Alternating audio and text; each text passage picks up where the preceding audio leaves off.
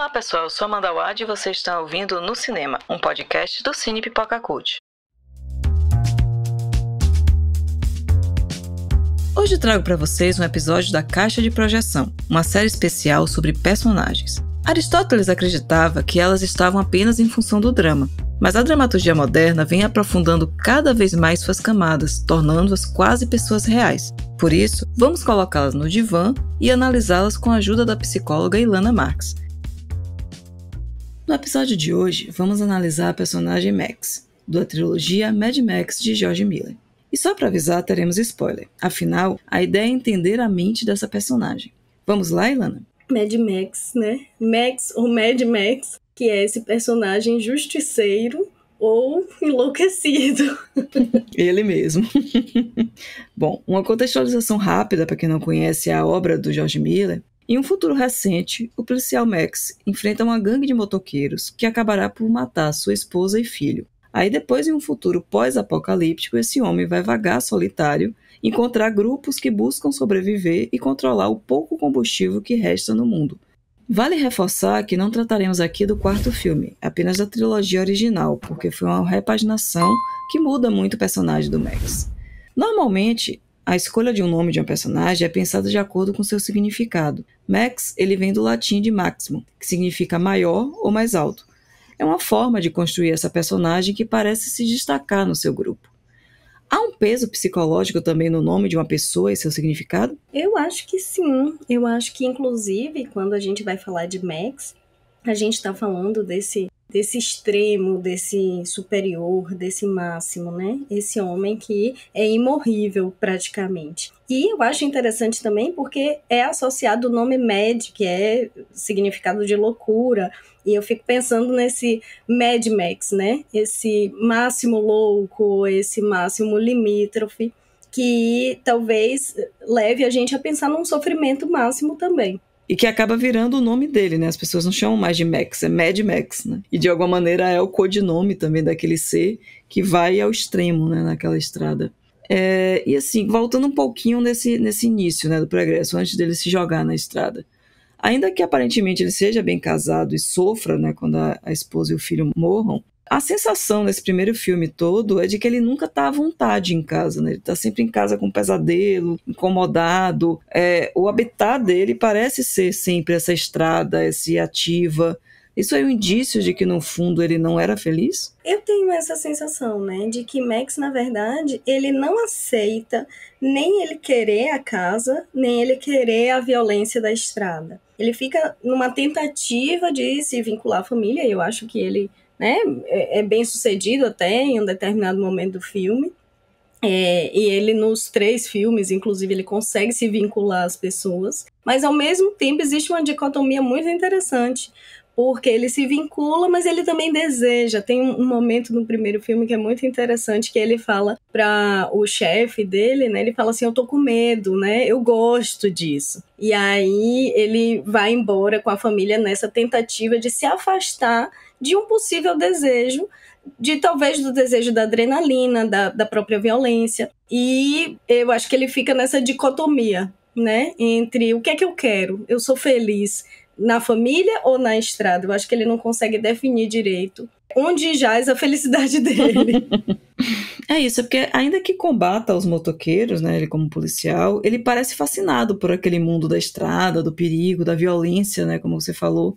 É possível que ele, no fundo, desejasse partir, assim como ele, sem rumo, sendo a morte da família tradicional uma metáfora dessa libertação? Eu acredito que sim, né? Ele, nos 3 filmes, eu acho muito interessante porque mostra esse vínculo e desvínculo, né? Mostra ele querendo estar ali com a esposa e com a criança nesse primeiro filme, depois no segundo filme aquele menino fera, no terceiro filme são as crianças lá do oásis. Então assim, ele sempre vincula com as pessoas, tá ali, ajuda as pessoas, mas a violência, enfim, talvez essa liberdade, sabe? E eu ainda fico pensando nesse futuro pós-apocalíptico aí, onde o extremo também convoca muito para essa necessidade de uma violência extrema, né? Tipo assim, a situação social é extrema e aí já leva a uma situação pessoal extrema. enfim, a gente tem uma ideia social, principalmente nessa construção social baseada no patriarcado, de que a família e a mulher, eles são vinculados a uma ideia de prisão. Então, o masculino seria livre na estrada, na violência, e essa coisa do ser afetivo, do ser, né, aproximado com essa ideia de família tradicional margarina, parece um aprisionamento desse homem. Verdade, inclusive os memes, né, aquele negócio game over, né, quando o cara preso por uma gravatinha que casou, uma coisa assim. Dá essa sensação, né, de que o homem está livre e de repente a patroa chega, né, pra prendê-lo, tirá-lo daquela vida. Uhum. E é uma coisa que acontece nesse primeiro filme, tem essa dinâmica, né, aquela mulher com aquela cara de chateada, de tipo, ai Max, você vai de novo, sabe, trabalhar. Sim, essa sensação. Agora, em contraponto, essa violência, né, excessiva, acho que essa força excessiva que esse grupo, né, de motoqueiros, ele representa uma masculinidade frágil, porque o tempo todo ele quer se reafirmar, né, o tempo todo quer afirmar a força, quer afirmar a violência. Isso seria uma masculinidade frágil que não se sustenta e por isso precisa se reafirmar o tempo todo? Completamente. A questão é essa, né? Eu fico, obviamente, pensando nesse futuro pós-apocalíptico com uma escassez de alimento, uma escassez de combustível, né? Eu acho, inclusive, muito simbólico essa coisa do combustível para o veículo como sendo um combustível para a liberdade. Mas, completamente, assim, o masculino, nessa situação extrema, nessa situação, né, global, mundial, social extrema, fica parecendo que a única possibilidade de sobreviver nesse meio pós-apocalíptico é através dessa violência totalmente desmedida. E já começa, né, esse grupo, assim, desde o primeiro filme, são essa exploração dessa violência como sendo uma afirmação do que é ser um sobrevivente ali. E aí a gente pode questionar, tá, mas só tem essa forma de sobreviver às adversidades, porque as adversidades também podem ser muito simbólicas, e talvez a gente não precise, né, tipo, matar as pessoas, né, estuprar as pessoas e, né, roubar as pessoas para que o meu eu seja validado. E o Max, ele acaba sendo essa tentativa, né, mesmo sendo médio, né, chegando aos extremos, de manter o equilíbrio, porque ele vai sobrevivendo como esse voluntário, mas ele tenta manter uma ética, né? Ele não é tão violento, ele não quebra os acordos que ele vai fazendo. Parece que ele está sempre ali naquele meio do caminho, é isso? É isso que eu gosto de chamar ele de justiceiro, mas é um justiceiro tão estranho, né? E eu acho interessante, né, que a gente tem vários justiceiros, que é essa coisa assim, tipo, se você matar, mas você matar porque outra pessoa estava matando, né, ou porque você está se defendendo, ou porque você está defendendo um grupo oprimido, aí é válido, né, essa morte, essa violência exagerada. Então, o Max, ele tá sempre nesse lugar de eu tô só me defendendo, né? Não mexe comigo não, que eu tô só me defendendo. Mas é essa coisa da gente questionar, né? Qual é a necessidade dessa hiperviolência para afirmar a masculinidade. Ainda nessa questão da masculinidade frágil, né? Desse reforço através da violência, é uma violência sempre em cima da mulher também, né? O feminicídio, ele rege a narrativa dos dois primeiros filmes, começando pelaquela manequim destruída, né, passando pela esposa do Max, e depois daquela mulher no segundo filme, sempre uma raiva excessiva em relação a elas. Já no terceiro filme, a Tina Turner é a representação do poder, né, já vira a mulher no poder. Então a mulher seria uma ameaça a esse mundo dos homens? Eu acho muito interessante essa construção, né? Porque a gente tem 3 tipos de mulheres justamente aí, né? Essa mulher extremamente frágil, inicial, a que espera, a que cobra, a que deseja esse homem, mas tá ali, sabe? Fugindo, ou... Enfim, é uma mulher que não consegue lutar. No primeiro filme, as mulheres só são violadas e não conseguem lutar. No segundo filme, elas conseguem lutar um pouquinho, mas são todas mortas. No terceiro filme é que a gente tem essa representação de Tina Turner como uma mulher poderosa, que é muito interessante que no começo do terceiro ela fala assim, tipo, todas as misérias aconteceram comigo, mas no outro dia eu estava viva, né? Tipo assim, tudo que você já passou, eu já passei também, mas no outro dia eu estava viva. E aí eu tive que ir à luta, tive que chegar onde eu cheguei. Mas é sempre a mulher retratada de uma forma como fraca e descartável, né? Tipo, a maioria das mulheres. Tina Turner não, ela se destaca ali. Então, eu acho que tem muito disso, assim, não necessariamente a mulher, né? Eu acho que só a mulher na representação de Tina Turner ameaça realmente esse mundo, mas a representação do feminino, o feminino dentro dessa ideia que a gente tem de estereotipada de fragilidade, de doçura, de acalanto. Então, assim, é como se esse feminino não pudesse estar presente dentro dessa narrativa, porque isso pode macular a minha sobrevivência. Assim, pode fazer com que eu morra. Se eu for minimamente frágil, eu vou morrer. Né? E aí é esse descarte de mulheres ao longo dos filmes, né? Que eu acho que é uma coisa da humanidade, né? Desde Lilith que a gente vem destruindo as mulheres e subjugando elas, né? Porque você não pode estar igual, né? No lugar de papel igual do homem. O homem tem que estar sempre superior. E isso é muito interessante, né? Por que o afeto, por que o dengo, por que a doçura não podem ser vistas como algo positivo para o masculino também, né? Uhum. Que a gente entra um pouco nessa sensação do medo dele, né? O Max, ele também tem isso. Ele tem uns poucos momentos do primeiro filme com a esposa, né? Que a maioria das vezes ele tá em casa meio incomodado e meio esperando pra sair. Mas quando ele sai, né? Ele resolve ir pra aquele retiro com a família, que ele escolhe a família. Tem uma cena que ele vai e fala, começa a falar da dificuldade de falar dos sentimentos. Sim. Que ele fala que ele nunca disse ao pai que a admiração que ele tinha e que aí ele então não queria fazer o mesmo com ela. Só que aí a cena é cortada e ele não consegue falar também. Pois aí ela morre. E aí ela morre. Então... Que eu acho isso super simbólico, não né? é? Do tipo assim, olha, quando eu tento alcançar aqui uma doçura, aqui uma abertura, um aprofundamento, pronto, mata. Mata isso daí, que isso daí não é bom, não. Até que ponto, né, o Max ele pode se aproximar ou não dessa masculinidade tóxica também distorcida. Esse caminho dele é esse, né? Ele tá nesse papel da sociedade em que ele quer ser um cara legal, né, que é um cara sensível também, quer ter essa estrutura, mas isso há uma repressão, né, dentro dele. A masculinidade tóxica vai reprimir tudo, né? No final das contas.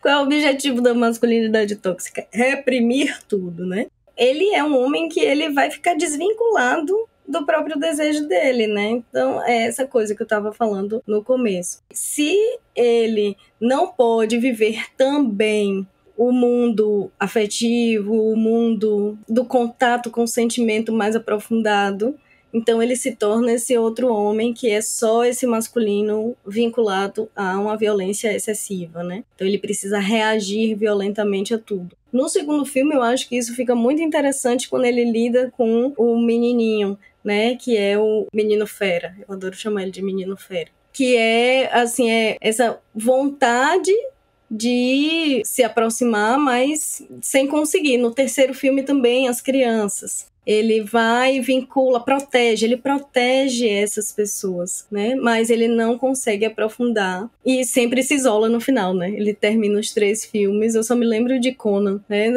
Conan e aquele trono sozinho, né? Do tipo assim, eu sou esse grande homem, mas que eu não posso me permitir uma masculinidade de outra forma, porque... assim, a única possibilidade que tem é isso, fica o 8 ou 80. Ou eu sou alguém que tá no afetivo, ou eu sou alguém que tá na violência. E esse menino fera é isso, ele ainda dá alguns indícios, ele tem pequenos flashes de vínculo, né? Que é quando ele dá a caixinha de música pro menino, quando o menino vai e ajuda ele a fugir. Tá sempre nessa lógica, mas aí depois quando o menino vai entrar no carro, ele não sai, né? Tá sempre quebrando esses vínculos, né? Protege, mas até certo ponto, até ter uma missão.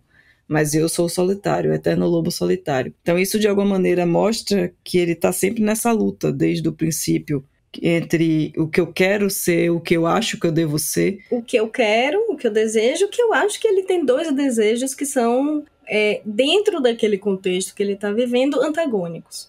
O desejo de viver as afetividades, viver os vínculos, e aí isso parece que enfraquece dentro desses contextos. e o desejo de viver a liberdade e também essa grande defesa na sobrevivência, né, que é essa defesa violenta. E aí o menino, eu acho que tem alguns bons aspectos, né, porque vamos pensar que existem crianças nesses 3 filmes, né, o primeiro é o filho dele, que é morto, depois aparece esse menino fera, que vai embora e ele, né, mas ele se aproxima desse menino fera, mas também rejeita esse menino fera, e eu acho muito interessante que pra mim, eu assistindo o filme, eu tava pensando, falando, gente, esse menino fera, ele pode ser uma representação mais ou menos do filho dele, pode ser uma representação dele próprio e pode ser uma representação dessas pessoas selvagens, né? Dessa selvageria, dessa violência, porque o menino é virado no estupor. É verdade. O menino é danado demais. Então eu acho que isso gera um conflito nele. No segundo filme isso fica bem evidente, esse conflito. Ele olha pro menino, dá a caixinha e aí eu acho que eu dou pra mim mesma uma esperança pra minha criança interior de que tudo isso pode ser resolvido. Ou não, né? Ele expulsa o menino e diz que não. E olhando, né, para esses 3 momentos, né, dos 3 filmes, há indícios sempre de relações homoafetivas entre esses seres que estão do lado de lá, né, os motoqueiros, aquele grupo depois que ameaça, mesmo lá na Cúpula do Trovão, você tem sempre alguns indícios de algumas possibilidades de relações homoafetivas. Até que ponto essa masculinidade tóxica pode esconder um desejo reprimido? Eu acho que é muito interessante isso, né, porque dentro daquela realidade ali, pós-apocalíptica, você vai eliminar os fracos, e os fracos estão representados nas mulheres, né? Tirando Tina Turner, mas assim, todas as outras mulheres. Mas é isso, assim, a gente não vai deixar de ter desejos e ter vontade de ser tocado, de ter vontade de vincular com as pessoas, de trocar. E aí, essa coisa de vamos tocar a nós mesmos, mas a gente não vai permitir ser tocado pelo fraco, né? Que eu acho muito interessante, porque a masculinidade tóxica vai justamente disso, né? De eu tenho desejo de ser alguém que é amado, alguém que é visto, alguém que é desejado, mas eu não posso ser desejado pelo que eu considero fraco, e o fraco é o outro, né? Não é o igual, é o outro. Então eu acho que tem muito desejo reprimido em Mad Max. Sim, e até como se fosse até uma ofensa, né? Aquela cena da manequim sendo metralhada, né, no primeiro, o motoqueiro fala assim, tipo, como assim vocês trouxeram um corpo feminino pra olhar, né? Aí ele quebra, dá tiros. Já no segundo, é praticamente um casal, aqueles dois, né? O louro que morre e o outro, que eu não sei o nome dos vilões exatamente, até porque o filme, exatamente por ser esse mundo pós-apocalíptico, tem muito essa coisa de personas, né? Você não tem um aprofundamento tanto de personagens. Sim. E quando aquele louro morre mesmo, a dor do outro, né? Dessa representação, há indícios mesmo dessa troca, né? Dentro desse mundo que acaba tendo reverberação em toda aquela relação, né, daquela sociedade. E é isso, né? Eu vou ficar com os meus iguais, que é muito essa divisão, né? Uhum. Dos meus iguais que vão entrar na violência comigo, vão sobreviver, simbolicamente, inclusive, né? E os que não concordarem comigo, que não forem o que eu represento, o que eu desejo, inclusive, representar, aí a gente elimina. E essa mulher entra, né? Toda a construção de todos os filmes, ela entra a mulher como sendo um ser muito frágil para dar conta, né, daquela violência pós-apocalíptica. E aí é por isso que eu gosto de Tina Turner, né, que ela fala assim, ela vai negociando as coisas e ela entra na violência sem adentrar de fato na violência, né? Ela bota os outros para se violentarem, mas ela própria tá de boas.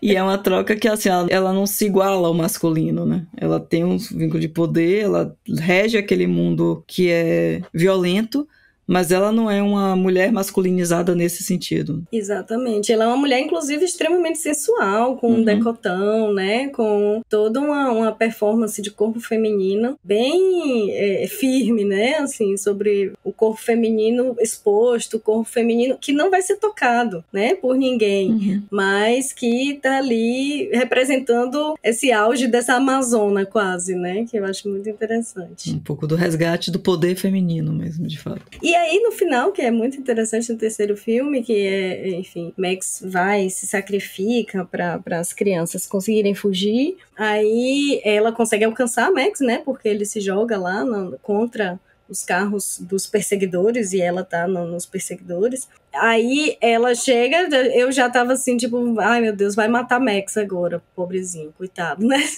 Já passou por tantas, vai morrer justo agora. Aí ela sai do carro bem linda, bem plena, tudo destruído, um bocado de carro destruído, um bocado de gente morta. E aí ela sai do carro plena, olha pra ele e fala assim, a gente é muito parecido, gostei de você. E vai embora e larga ele lá. Meio que sugerindo do tipo assim, olha, agora que eu te considero um igual, se você quiser participar da minha vida, pode, mas eu acho muito interessante que ela permite que ele seja próximo dela, né? Ela que vira essa grande força do terceiro filme. E acaba igualando também o masculino e o feminino, meio que se reconciliam ali através dessas duas figuras, né, digamos assim. Sim, sim. E aí, como diz a música, nós não precisamos de um novo herói, né? A trilha do terceiro filme que fecha a trilogia, que acabou marcando, né? Quando pessoas lembram de Mad Max, lembram da música da Tina Turner. E representa muito esse ser, né? Max, ele nunca quer se colocar no lugar de herói, né? Mesmo o justiceiro do início, ele vai se perdendo.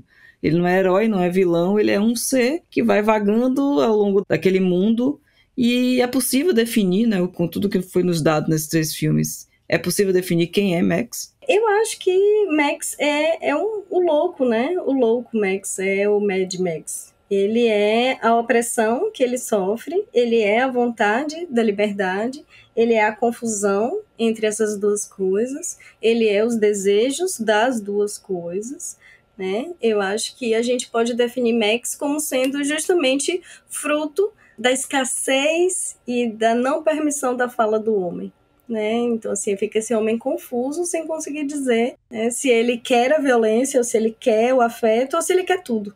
E que ele quer simplesmente ser, né? Às vezes ele só quer ser. Ele quer, pois é. Que é isso que eu acho que é interessante nos 3 filmes, né? Ele termina sozinho e aí eu acho, olha, Max vai refletir agora ele.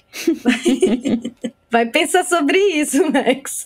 Agora que eu não tenho um peso, né, de ser um policial, de ser um esposo, de ser qualquer coisa dentro dessa dinâmica, né? Porque o mundo que ele conhecia, esse mundo que exigia esses seres, essa masculinidade tóxica, esse homem forte, essa violência, ele de alguma forma vai sendo destruído, né?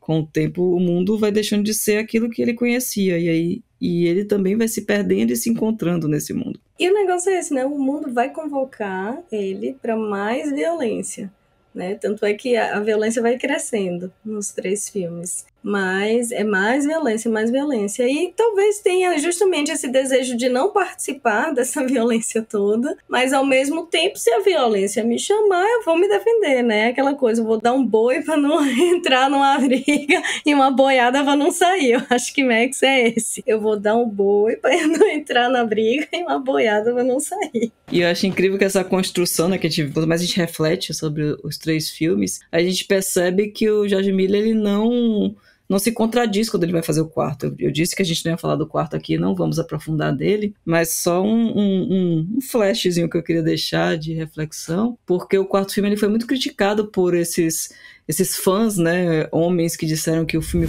que deturpou aquela lógica daquela trilogia, daquele homem forte que veio a Furiosa e construiu uma outra coisa. Mas tá aí o tempo todo esses indícios, né? De que o Max, ele não que não seja esses homens todos, ele não é esse homem distorcido todo, né? Ele tem indícios ali do que o George Miller quis mostrar desde o início, né? E de como é isso, como nós somos esses seres contraditórios, né? Que a gente vai, enfim, não querer algo e querer algo, e a gente vai tentar não entrar em alguma coisa, mas aquilo também convoca a gente. O quarto filme é só uma nova perspectiva, uma perspectiva com a mudança de gênero para o mesmo tipo de violência, de situação que convoca a gente para os extremos, né? Porque eu acho que é justamente esse super louco, né? O Mad Max, como sendo essa convocação do extremo. Massa. Bom, a gente fica por aqui, né? Como vocês podem ver, a construção de personagem ela vai muito além de uma função dramática, mesmo em filmes que usam, né, alegorias como Mad Max. E quanto mais a gente vai entendendo de psicologia, melhor, né? Mais coisas a gente vai compreendendo daquela obra. Queria agradecer a psicóloga Ilana Max por essa temporada, né? Foram ótimas sessões de terapia. E eu já quero deixar aqui o convite, né? Pronta para a segunda temporada, Ilana? Prontíssima, pipoca na mão, né? Livros de psicologia prontos pra gente fazer análise de todos os personagens que vierem por aí. Maravilha. E queria deixar mais alguma coisa para os nossos ouvintes sobre o Mad Max? Sobre Mad Max é lembrar que em tempos de crise, se a gente não se conhecer, se a gente não se aceitar, a gente pode perder nosso rumo completamente e ficar Mad Max total. Perfeito. E fiquem ligados no podcast No Cinema, um podcast do Cine Pipoca Cult produzido em parceria com a Súbito. Vamos ainda analisar a história através dos filmes, conversar com diretores de cinema brasileiros e falar sobre adaptações literárias por aqui. Assine o No Cinema, ative as notificações e acompanhe a gente no Instagram, @cinepipocacult ou no site cinepipocacult.com.br. Até a próxima!